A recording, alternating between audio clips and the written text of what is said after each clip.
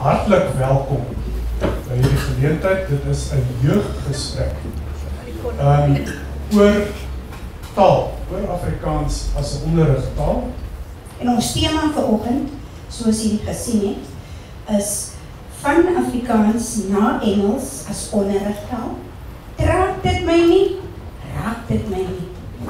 Watter persepsies jy dink daar aan Afrikaans is wat ons hierso vandag kan demonstreer nie geldige persepsies is? Afrikaans is my baie kleurvol, maar ek dink ook dat daar 'n sekere stigma gekoppel is aan Afrikaanse gedeelte waarvan ons nie altyd wil van praat nie. Ek moet sê, daar stem ek saam met Mercy, dat daar is 'n sekere stigma aan Afrikaans wat ons definitief moet afbreek, maar as ek die eerste ding wat ek aan dink as ek Afrikaans sien, is definitief net die mense.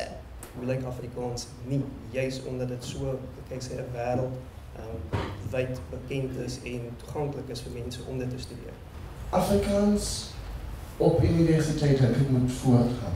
Dat Afrikaans aangebied word op universiteite.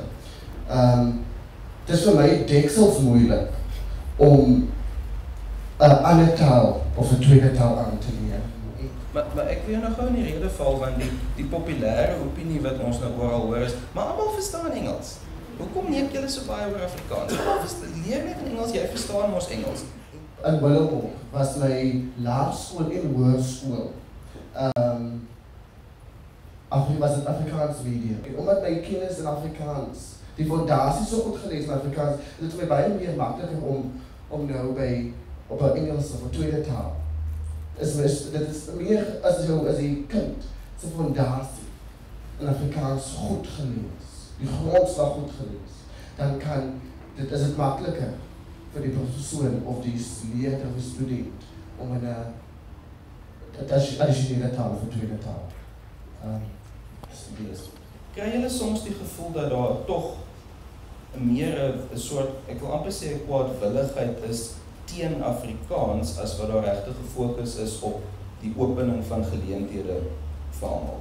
Daar is mense wat uitgesluit word deur die gebruik van Afrikaans. En daai kwaadwillige gevoel waarvan jy praat, Marius, dink ek het dit in 'n Litnet artikel ook gesê dat die geveg teen Afrikaans is vir my baie keer 'n geveg teen die mense. En dan het dit baie min met die actual taal te doen. So dit is 'n geveg teen die mense en mense wat mense ervaar as onderdrukkend.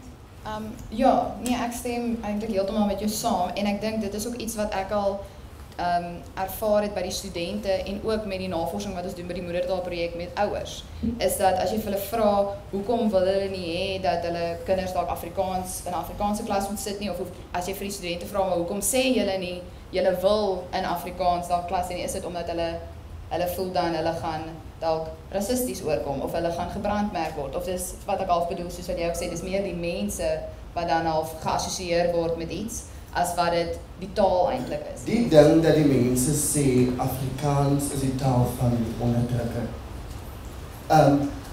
Afrikaans kom nou al 100 jaar aan. En hoekom kom mense nou, na 100 jaar, kom kyk na die taal? Wat het geword van Suid-Afrika se reënboognasie?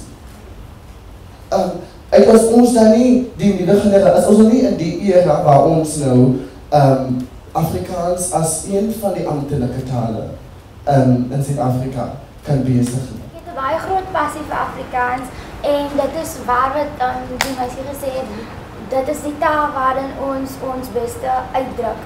Ek hou van 'n man wat sy man kan staan. Yes! Ek hou van 'n arm wat 'n slag kan slaan. 'n oog wat nie weet wat 'n mens kan kyk. En 'n wil wat so vas soos 'n klipsteen staan. Viva Afrika!